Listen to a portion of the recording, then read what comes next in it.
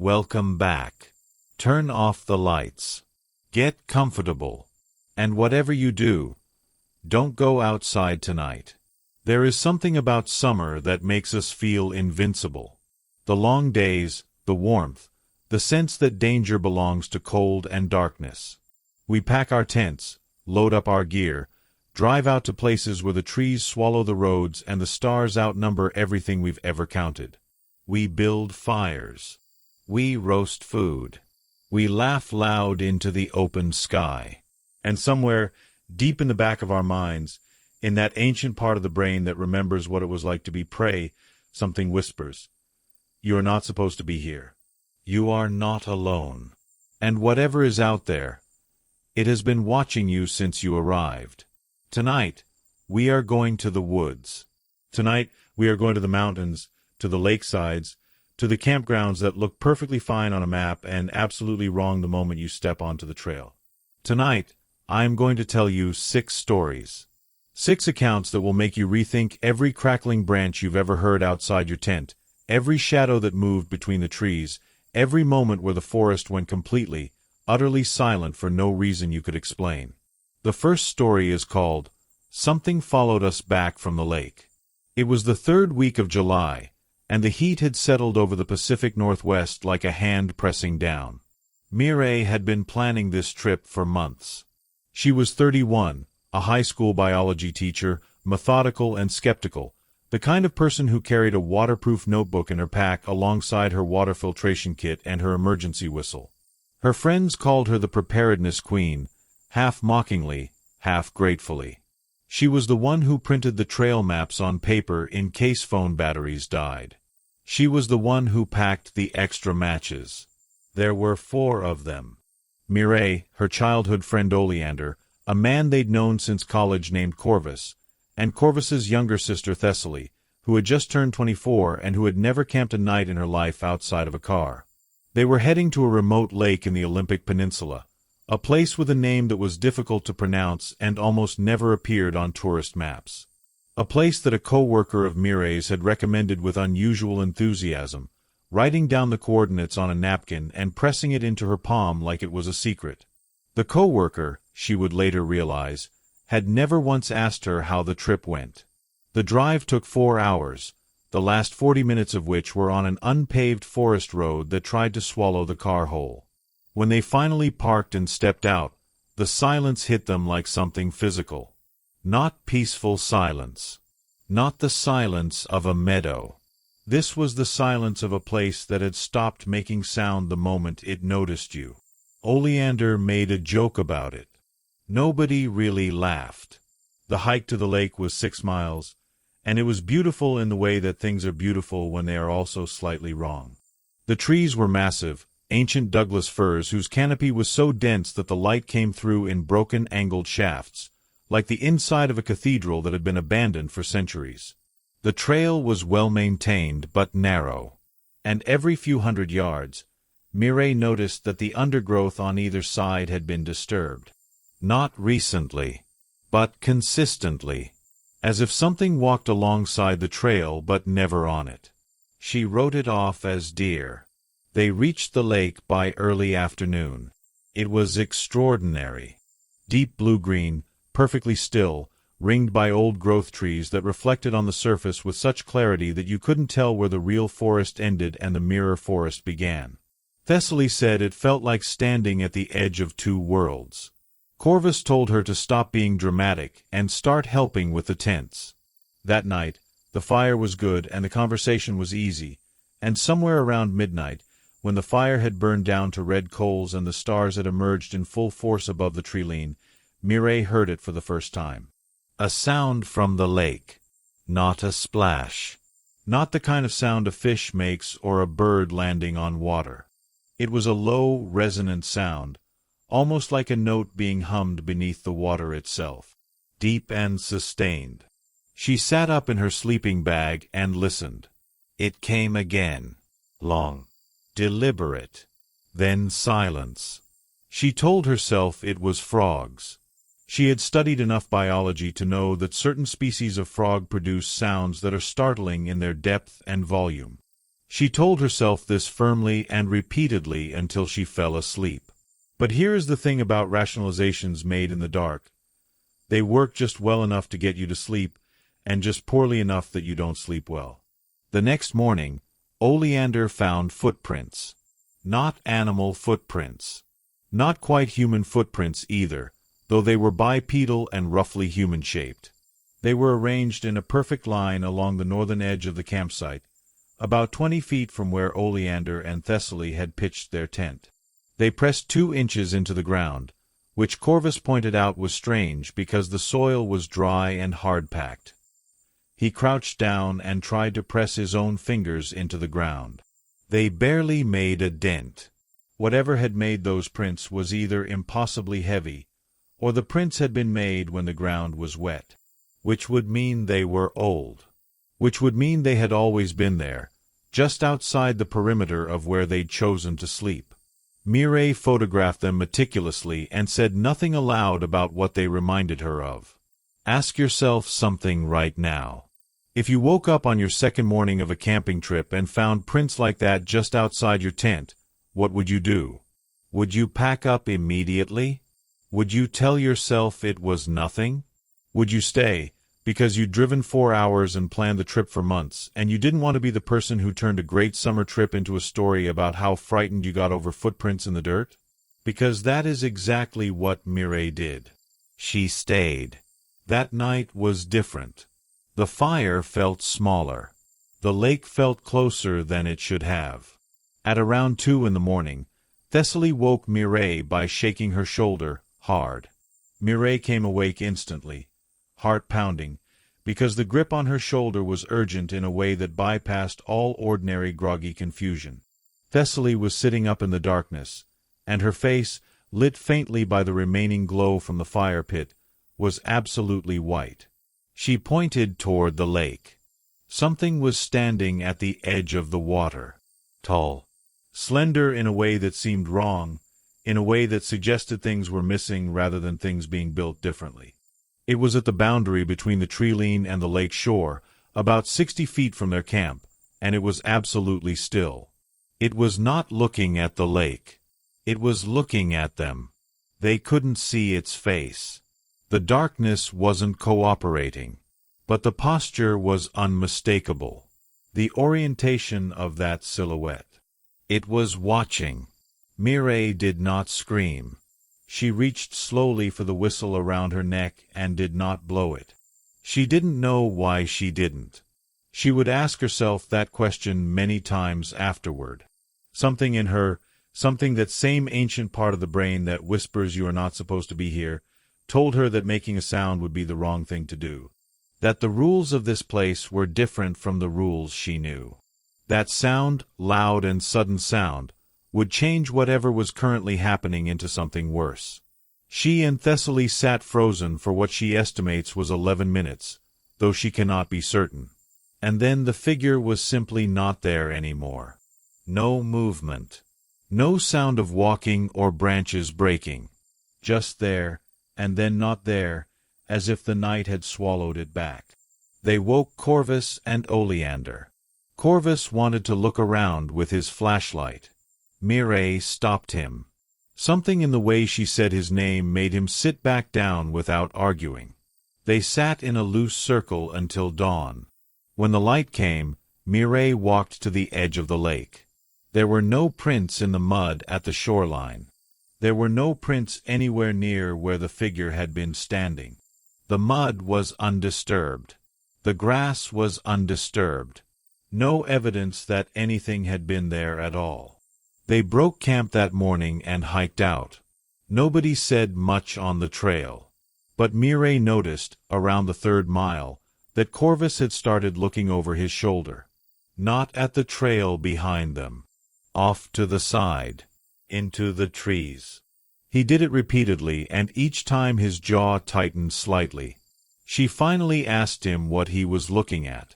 He said, very quietly, "I keep seeing something keeping pace with us. About 50 yards off the trail. Moving when we move. Stopping when we stop." They moved faster after that. They reached the car. They drove. Nobody asked to turn around. Nobody spoke for the first hour of driving. And it was only when they reached the first gas station, bright and loud and wonderfully ordinary, that Oleander said what they had all been thinking. Something followed us. I can feel it. Can't you feel it?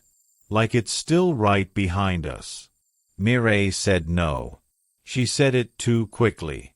Because the truth was that she had felt it too, that strange persistent sensation of being trailed, of something attending to them with patience that was not quite natural, and interest that was not quite hunger, not quite curiosity, but something older than either of those words. Something for which there is probably no word in English. She felt it for 3 days after the trip. She still sleeps with the light on. And she never did tell us what those footprints reminded her of when she first saw them in the dirt.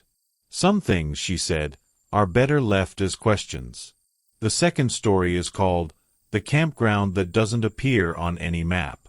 Here is something true that most people don't know. There are places in this country, and in countries around the world, that appear on no official map, that are maintained by no park service, and that generate a consistent and specific kind of story from anyone who happens upon them. Researchers who study folklore and place-based mythology have noted a particular pattern. Certain locations seem to attract narrative. They become the settings of stories not because storytellers chose them arbitrarily, but because something about the location itself, its topology, its history, its relationship to the people who pass through it, produces experiences that demand to be told, that demand to be warned about. The campground in this story is one of those places. Wickham had been backpacking solo for 6 years. He was meticulous, experienced, the kind of person who could read weather by the smell of the air and navigate by stars as a backup to his compass. He was not the kind of person who got lost, which is what made what happened to him so difficult to explain, because what happened to Wickham began with getting lost in a way that felt, in his own words, less like a mistake and more like an invitation. He was 3 days into a solo trip in the Ozark National Forest, moving along a trail he knew well, when the trail simply ended. Not gradually. Not in the way trails thin out as they approach wilderness. It ended at a wall of brush that was so uniform and so complete that it was more like a closed door than an overgrown path. He checked his map. He checked his compass. He checked his GPS. According to every instrument he had, he was standing on the trail. And yet, he turned back, reoriented, and began moving in the direction that should have taken him to his planned campsite for the night. Instead, after 40 minutes of walking, he came out into a clearing that was not on any map he had ever seen, printed or digital. And in that clearing was a campground. Not a wilderness camp.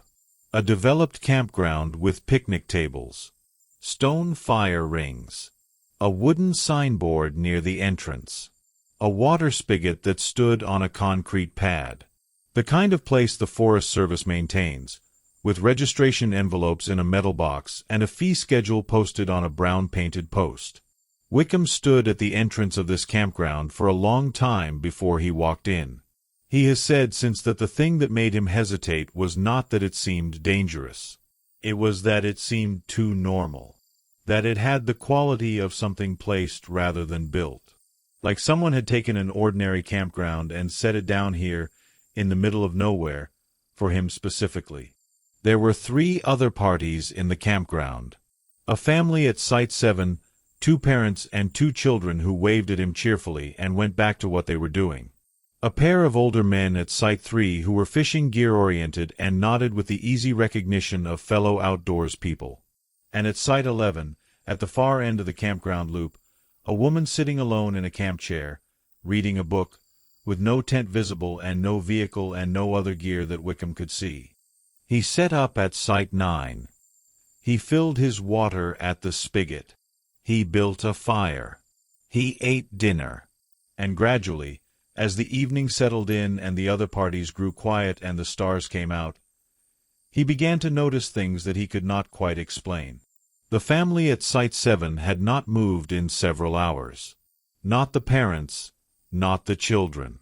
He could see them from his fire, gathered around their own fire, perfectly still in the firelight. Not sleeping, just still.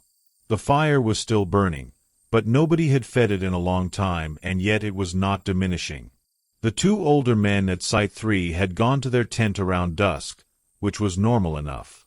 But their light, the lantern glow visible through the tent fabric, had been completely motionless since they went in.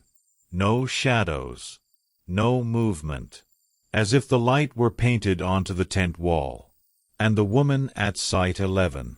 She was still in her chair. Still reading. In full darkness with no light source that Wickham could identify. No headlamp. No lantern.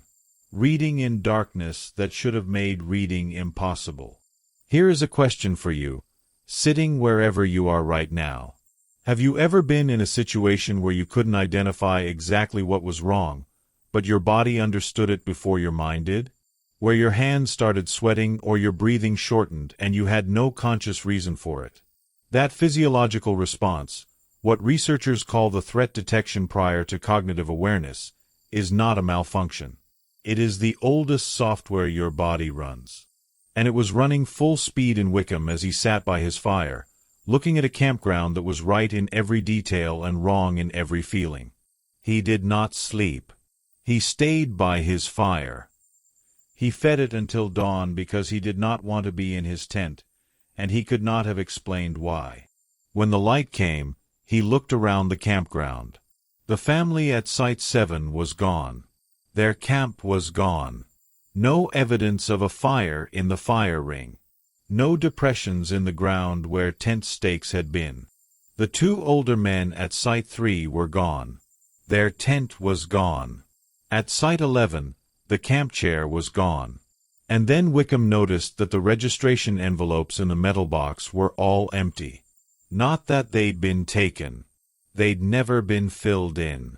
The fee schedule on the post was printed in a font he could not identify, in a layout that was almost like a Forest Service layout, but not quite, the spacing wrong, the colors slightly off, like a copy of a copy of a copy.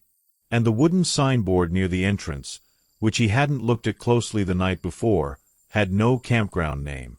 No managing agency. No emergency contact number.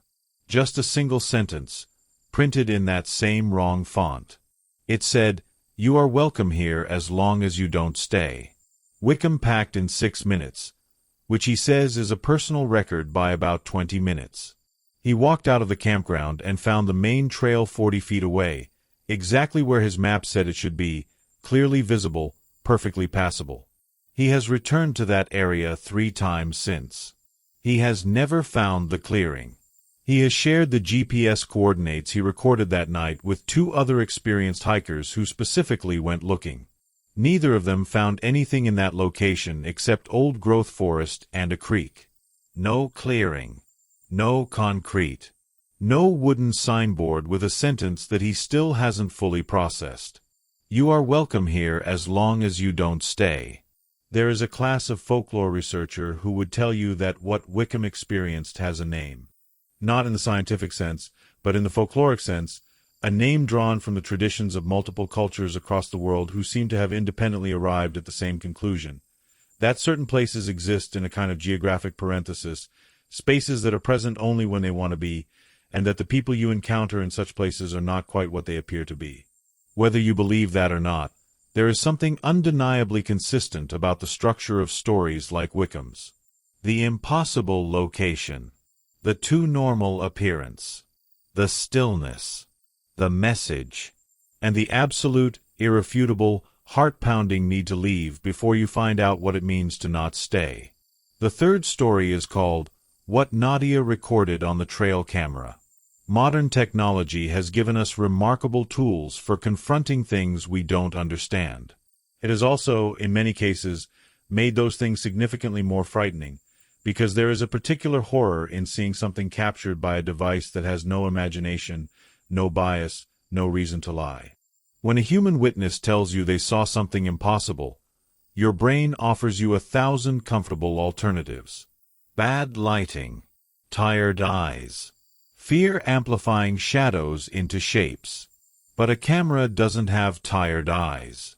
A camera doesn't get scared. Nadia was 28, a wildlife photographer with a particular specialty in nocturnal mammals. She was spending 2 weeks at a campsite in the deep Tennessee hills, the kind of country that has been inhabited for thousands of years and that remembers it. She had set up a grid of trail cameras across approximately a square mile of forest surrounding her camp, each one equipped with infrared motion sensors, each one recording to a 64-gigabyte SD card. She was there to document the territory of a family of bobcats she'd been tracking for 8 months. She was methodical, patient, and completely comfortable in the woods at night. She had been doing this long enough to know that the things that moved in darkness were generally far more afraid of her than she was of them. On the 4th night of her 2-week stay, Camera 7 triggered 41 times between midnight and 4 in the morning. This was unusual. Camera 7 was positioned on a ridgeline above a dry creek bed, an area with little animal traffic in her previous 8 months of data. She had placed it there almost as a formality. She retrieved the SD card from Camera 7 on the morning of the 5th day, and what she found on it she has described in careful, measured language that is, in its very restraint, the most unsettling thing about the account. The first 17 triggers showed nothing. Empty frames. Infrared landscape, creek bed, tree trunks, midnight air. The camera was working correctly. Its timestamp and technical data were normal. Something was triggering the motion sensor, but whatever was triggering it was either below the camera's field of view or was generating movement in a way that the camera captured as empty frames. This is possible in legitimate wildlife scenarios, which is why Nadia initially noted it with only mild curiosity. Trigger 18 showed a hand. A human hand, very close to the camera, slightly blurred by the proximity. The hand was reaching toward the camera from the side. Reaching toward it, not away from it. As if whatever the hand belonged to had been standing just outside the frame for the first 17 triggers, and was now reaching in. The hand's positioning, the angle of it, told Nadia something that she spent a long time sitting with before she processed it. The hand was reaching from below the camera. The camera was mounted at 6 feet. Whatever this hand belonged to was reaching upward from something beneath the camera, something very low to the ground, to reach the camera at that height. Triggers 19 through 31 showed nothing again. Empty infrared frames. But the timestamp progression was normal, continuing without gap. Whatever had reached for the camera had withdrawn but not left. Trigger 32 was different. The infrared caught a face. Not close like the hand. Far back, near the tree line beyond the creek bed, perhaps 40 feet from the camera. Infrared photography flattens features and creates its own kind of distortion, and Nadia knows this, and she accounts for it in her description. But she is also someone who has spent 8 years looking at wildlife camera footage, who knows every artifact and distortion and false positive that infrared generates. And she says, with the same careful restraint she applies to everything, that the thing she saw in the frame of Trigger 32 had a face arranged in a way that was not consistent with any animal she has ever documented. It was looking directly at the camera, not toward the camera. Directly at it, with the precise orientation of something that knew exactly where the lens was. Between Trigger 32 and Trigger 41, the face appeared in every frame. Always at the tree line. Never closer. Never in a different position. Never looking anywhere except directly at the lens. In the final frame, Trigger 41, it was gone. Nadia reported the footage to the county sheriff's department, because the human hand in Trigger 18 constituted a real concern for her safety. A deputy came out, looked at the footage, and suggested it might be a local hunter or hiker who'd noticed the camera. He took photos of the relevant frames for their records. He was polite and professionally neutral. He did not suggest she move her camp. He also did not suggest she was safe. He simply said that if she saw anything else unusual, she should call. What Nadia noticed, as the deputy was leaving, was that he had not looked at the footage of the face the same way he'd looked at the footage of the hand. He'd looked at the hand with professional curiosity. He'd looked at the face with the expression of someone trying very hard to look professionally neutral. She pulled camera 7 from the ridge and replaced it 30 yards south. For the next 9 nights, camera 7 recorded nothing. But the camera that had previously been stationed 30 yards south, camera 4, began triggering between midnight and 4 in the morning. Empty frames, almost every one. Almost. When she broke camp at the end of 2 weeks, she reviewed every piece of footage from all 12 cameras. She found 17 other instances across 9 different cameras of what she had come to call proximity triggers, frames where the motion sensor activated but nothing visible was present, occurring in a pattern that she described as migratory. As if something had been moving through her camera grid, not on any animal trail or logical route, but specifically around the perimeter of her camp. Specifically staying just outside the visible range. Specifically staying close. She got her bobcat footage. It was excellent. She has not returned to that area. And she told one person, a colleague and friend, that the thing which stayed with her most was not the face, not the hand, but the pattern of proximity triggers across 17 nights. Because it suggested not an encounter, not a curious investigation. It suggested attendance. Something had been present at the edge of her camp every night of her stay. Something patient enough to wait just outside the light, just outside the frame, just outside the border of what she could prove. Ask yourself this now. How many nights have you slept in a tent and assumed that nothing was aware of you? How many times has the motion at the edge of your firelight been just the wind? How many times have you woken at 3 in the morning for no reason you could name and lain there listening and heard nothing and decided that nothing was the right answer? The 4th story is called The Ranger Who Stopped Going into Sector 4. Park rangers see things. This is understood within the community, spoken about in particular ways in break rooms and at shift changes, referenced with a specificity that outsiders find curious. Not vague things. Not things that can be entirely explained away. But things that accumulate over time, that build a picture, that lead experienced, pragmatic people to make decisions that look irrational from the outside and feel absolutely necessary from the inside. Rowan had been a park ranger for 17 years at a national park in the southern Appalachians. He was 52, broad-shouldered, deeply weathered by his years outdoors, and possessed of the particular unflappable quality that comes from spending decades in remote places and developing a reliable sense of where the lines are. He had found bodies. He had handled aggressive wildlife. He had walked into situations that would have paralyzed most people and handled them with steady efficiency. He was not a man given to fear. His colleagues used words like granite and fixed when they described him. Rowan stopped going into Sector 4 of his patrol area in his 14th year. He put in a formal request to have his route adjusted. He cited vague logistical reasons. His supervisor, a woman named Gretchen who had known him for 8 years, called him into her office and asked him directly what had happened. He was quiet for a long time before he answered. Sector 4 was a 14-square-mile area in the backcountry of the park, accessible by 2 trails that saw minimal visitor use. It was not particularly significant topographically. No famous views, no notable geological features, no historical markers. Rangers rotated through it as part of standard patrol schedules. It was considered by most of them to be among the more boring sections of the park.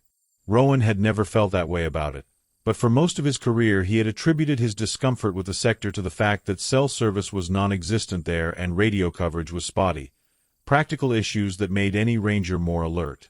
What changed in his 14th year was a specific incident, though he hesitated to call it that. He was doing a routine patrol of the Northern Trail in Sector 4, a 6-mile out and back that he'd walked dozens of times, when he came upon a campsite that had been abandoned mid-meal. Not abandoned in an emergency, not with the scattered disorder of people who had fled suddenly. Abandoned as if someone had simply stood up from a meal and walked away without any intention of the walk being permanent. Food on the camp plates. Coffee in the pot, still warm when he checked it.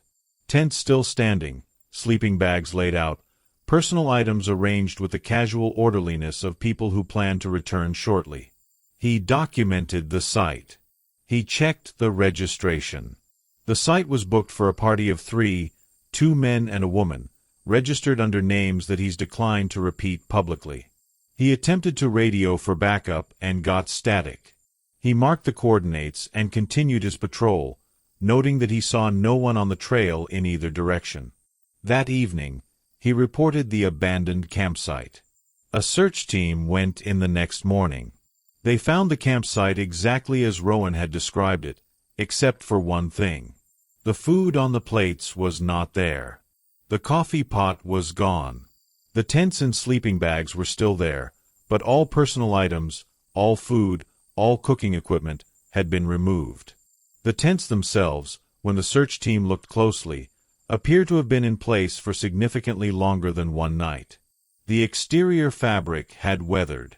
Mold had begun forming inside. The sleeping bags were damp with the deep, settled dampness of things that had been sitting for weeks. The registered party was never found. Their vehicle was in the trailhead parking lot. The case remains open. Rowan went back into Sector 4 twice more before he stopped. The second time, he found something that he has only described in the vaguest terms. Evidence of activity that was organized and deliberate, and that suggested occupancy of a long-term nature in an area where no structures were permitted and no legitimate long-term occupancy was possible. He photographed everything. The photographs, he says, did not come out clearly, though his camera was functioning normally on the same patrol. The third time he went into Sector 4, he turned around at the 2-mile mark because of something he heard. He will not say what he heard. He has said that it was not an animal he recognized, and that he has in his career heard almost everything that the southern Appalachian forest can produce. He has said that it was not mechanical, was not human in any normal sense, and that the directionality of it was wrong, meaning that it seemed to come from everywhere simultaneously and from no specific source he could identify. And he has said that when he heard it, he felt something that he had never felt before in 17 years of working in remote wilderness. The absolute, cellular certainty that he had been made aware of. That he had moved from observer to observed in a single instant. And that whatever had become aware of him was making a decision. He was back at his truck in 40 minutes. 2 miles in 40 minutes, on rough trail, at age 51. He submitted his route change request the following Monday. Several of his colleagues have quietly acknowledged, in conversations that nobody formally documents, that Sector 4 has a reputation. That over the years there have been other incidents. Other missing persons cases with the particular quality of unresolvedness. Other rangers who've requested route adjustments without saying exactly why. One colleague, a younger ranger named Featherstone, told a journalist off the record that there are places in every large wilderness area that the experienced people know to leave alone. Not because of policy. Not because of any official designation. Because the places make that preference known. Featherstone then asked the journalist not to print his name in connection with that quote, and the journalist honored that. I am telling you about it because it belongs in this story. Because it is the kind of thing that people in positions of direct experience say quietly and believe completely and almost never say on record. Because the record is for other people. The truth is for whoever is willing to listen in the dark. The fifth story is called The Sound Beneath the Tent. This one is shorter in some ways. Simpler in its events. And for that reason, possibly the most frightening of the 6. Because it does not require anything extraordinary. It requires only a tent, a sleeping bag, a summer night, and a sound. Elspeth was 19 years old when this happened. She was camping with her older brother Casimir and his 2 friends, Alexa and Dreadnought, at a designated campsite in a state forest in Michigan. Nothing remote. Nothing unusual. A normal, popular campground that hundreds of families use every summer. A campground with a host site, with posted rules, with a bathhouse facility. The kind of place where you are never more than half a mile from another human being. Elspeth and Alexa were sharing a tent. A standard two-person backpacking tent, the kind with a thin nylon floor and just enough interior height to sit up in. They'd been asleep for perhaps 2 hours when Elspeth woke. She has said she didn't know at first what had woken her. There was no noise she could identify, no sensation of being cold or uncomfortable. She simply was awake, in the way that you are sometimes awake when something has changed in your environment and your brain registered the change before your consciousness did. She lay still. Her eyes were adjusting to the interior of the tent, that dark within dark of a sealed nylon space on a moonless night. She could hear Alexa breathing beside her, slow and even.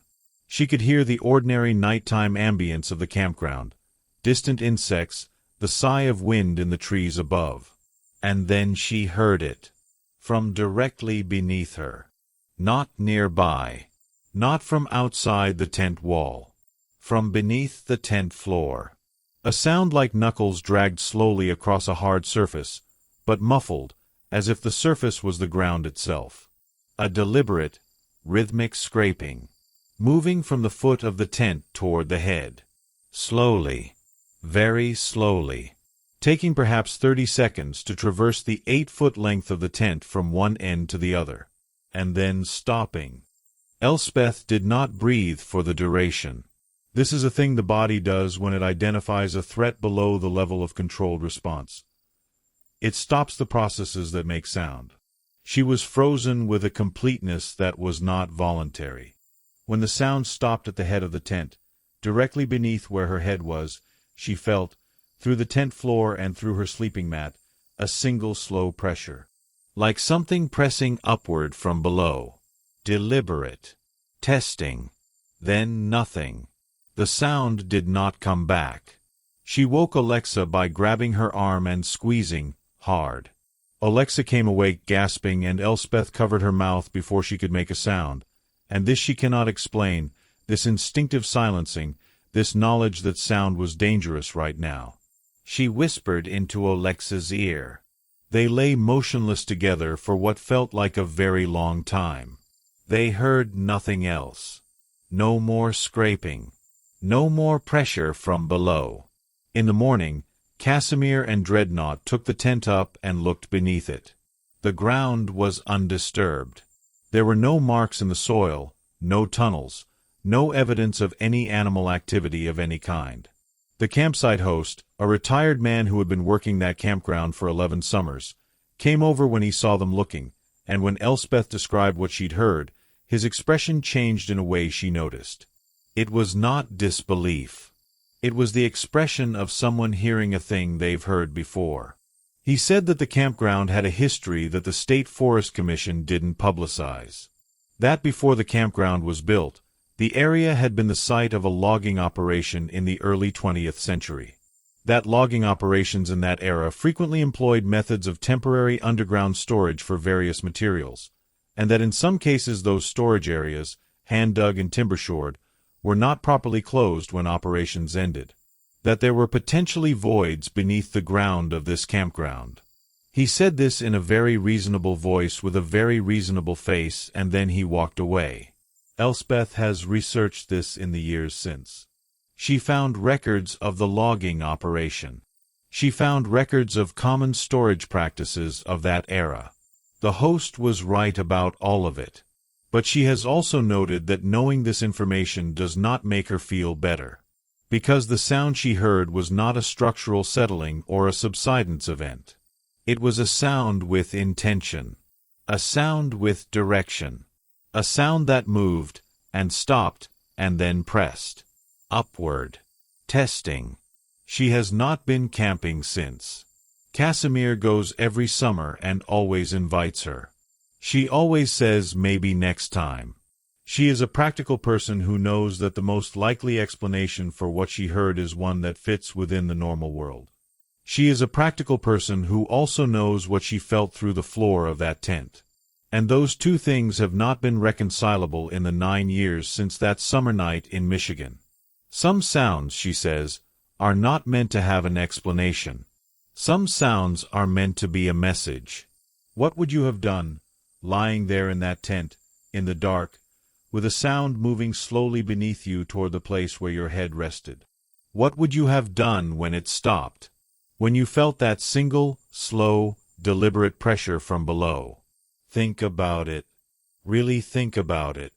Because the answer you give yourself right now, in the safety and the light, may be very different from the answer your body would give on your behalf.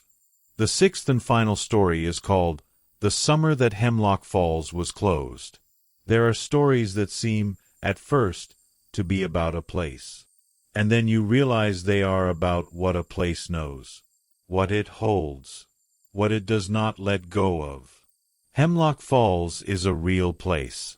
It is a small waterfall in a heavily forested area of the southeastern United States, feeding into a swimming hole that has been a local summer destination for generations.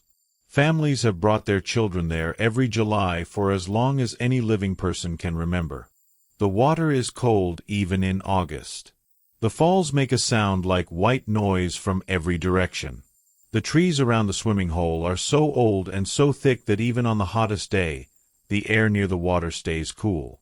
It is the kind of place that people remember from childhood with a warmth so specific and complete that it feels like a different country.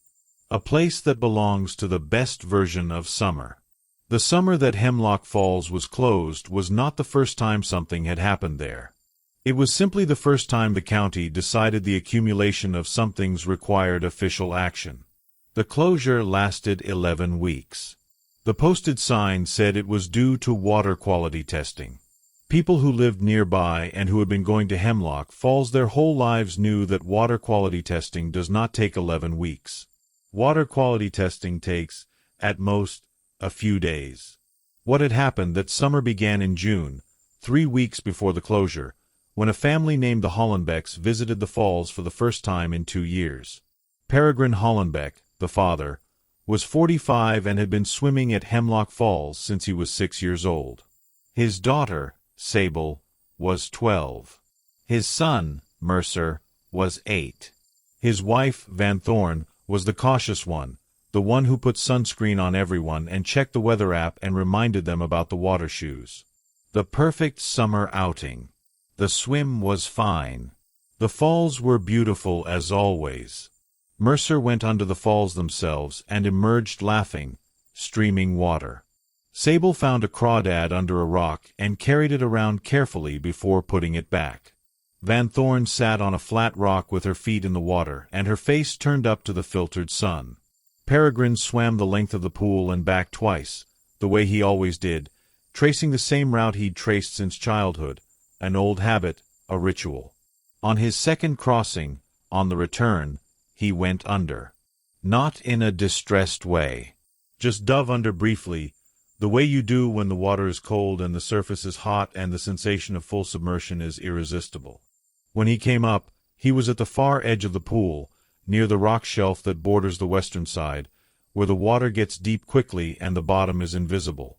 He came up fine, shook water from his face, turned to swim back, and then he stopped. He has said, in the account he gave afterward to a local writer who compiled accounts from several families about that summer, that he stopped because he saw something below him. Not at the bottom. Not at the surface. In the water, at a depth he estimates at 8 to 10 feet, which is the depth at which the visibility begins to fail, he saw a face. Looking up at him. Pale, slightly unfocused by the water, but distinctly, unmistakably a face. And not a person, not a swimmer who had gone under nearby, because the face was not moving. It was not swimming. It was hovering, if hovering is a word you can use for something underwater. Absolutely still. At 8 feet down. Looking directly up at him. He got out of the water. He got his family out of the water. He said nothing to them about what he'd seen until they were in the car, a decision he made in the moment and that he now calls the best parenting decision of his life. He kept his voice normal. Said it was getting late. Got them all out without alarm. And in the car, driving away, he told Van Thorn in a low voice what he had seen. Van Thorn told him, also in a low voice so the children couldn't hear, that she had seen something too. Not the same thing.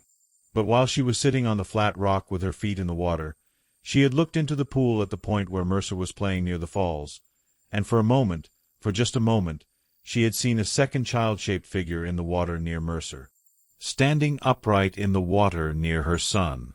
And then it was not there. They reported what they had seen to the county parks office. The parks coordinator took their statements. He was professional and courteous and scheduled them. 3 weeks later the falls were closed for water quality testing. The Hollenbecks do not believe it was about water quality.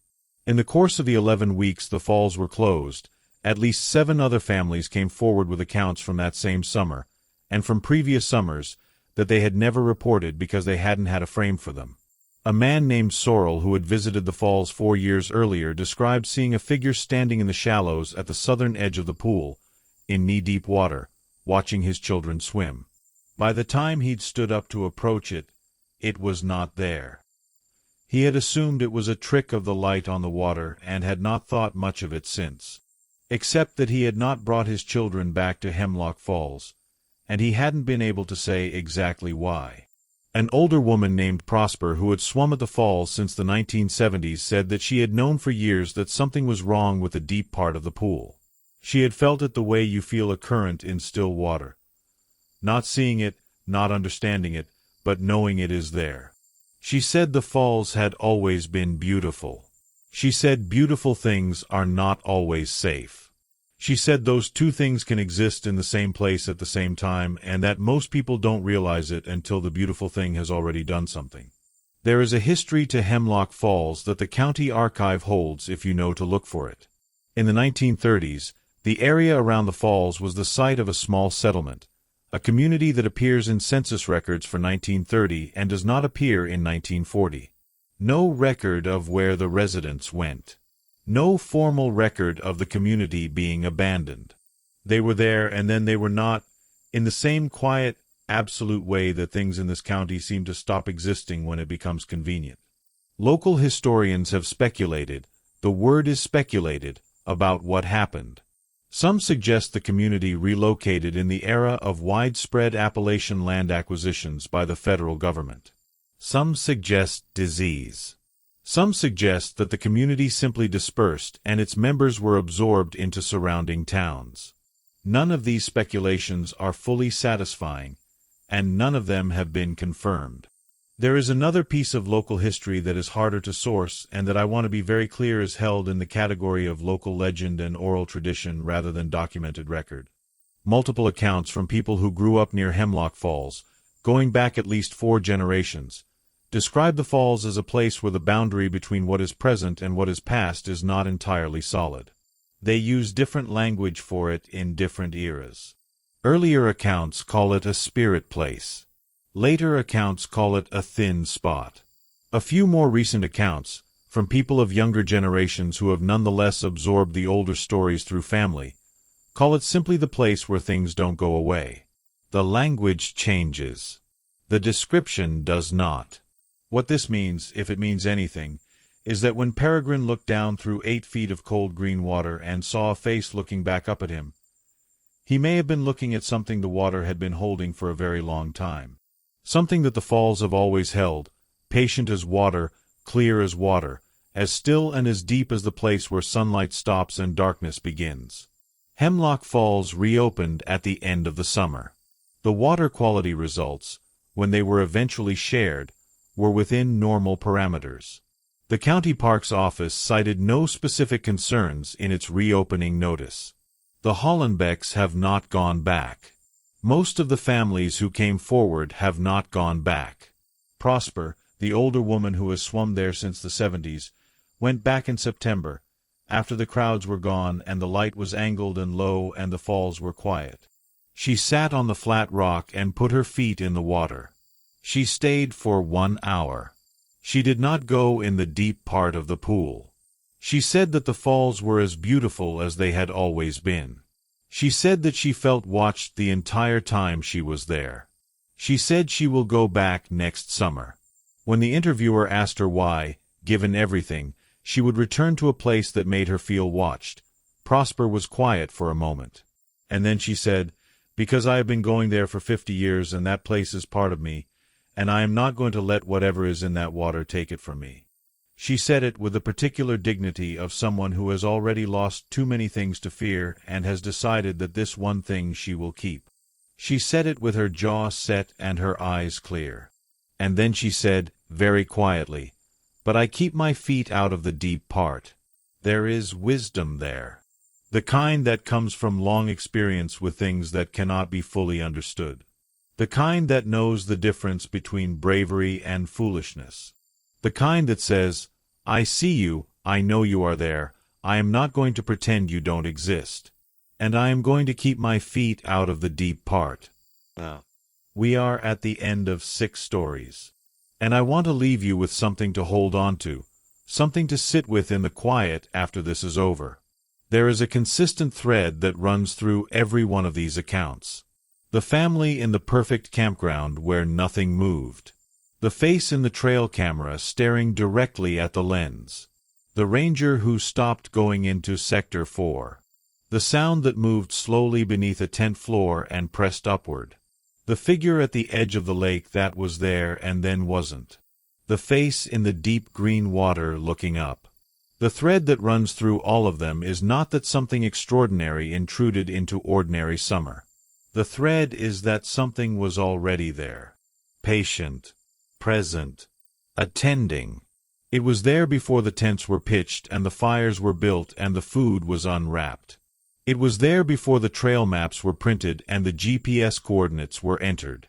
It was there before the families loaded their cars and drove toward a summer that felt, at its beginning, exactly like every other summer. The wilderness does not wait for us to arrive. We arrive, and find that the waiting has already been done.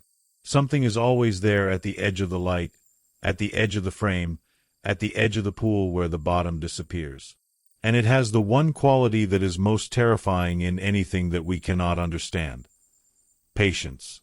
It is not in a hurry. It was there before you came, and it will be there after you leave. And in some of these stories, in some of these places, it takes a particular interest when you arrive. It marks your presence the way you mark a page in a book. It notes where you are, what you are doing, how long you plan to stay. So the next time you are in the woods, the next time you are by the water, the next time the fire has burned down to coals and the dark is pressing in from every direction and something at the edge of the tree line catches your attention for just a moment before it doesn't anymore, ask yourself this, the last question of the night. What is the difference between silence and something choosing to be quiet? Think about that. Think about it tonight, in whatever light you have, and try to remember it tomorrow night if you happen to be sleeping somewhere that doesn't have walls. Try to remember it the next time you wake up in a tent at 3 in the morning for no reason you can identify, and you lie there listening, and you hear nothing, and you decide that nothing is the right answer. It might be the right answer. It probably is. Almost every sound in the woods is a tree, or a bird, or a very small animal going about its very ordinary night. Almost every shadow at the edge of the firelight is shadow, just shadow, doing what shadows do. Almost every face you think you glimpse in the deep water is a trick of light and movement and the particular way human brains are wired to see faces in everything, because faces were the most important thing our ancestors needed to recognize, friend or threat, instantly, in any conditions. Almost every time. But the ones who went before you, the ones whose stories I've just told you, they were thinking almost too. They were almost certain. They were almost sure. And then they looked again, and the face in the water was still looking up, and the figure at the lake was still standing, and the sound beneath the tent floor was still moving, and the campground on no map was still there with its wrong font sign and its perfectly still families, and the trail camera frame was still full of dark treeline and the face that had been looking directly into the lens since Trigger 32. And almost stopped being a word that meant anything at all. Stay safe out there. Keep your fires burning a little longer than you planned. Keep your feet out of the deep part. And if you ever find yourself in a place that feels like it was expecting you, like it has been patient, like the silence around you has a quality of attention to it, listen to that part of your brain that is older than language and older than reason and older than anything you learned in any school. listen to it, and do not stay.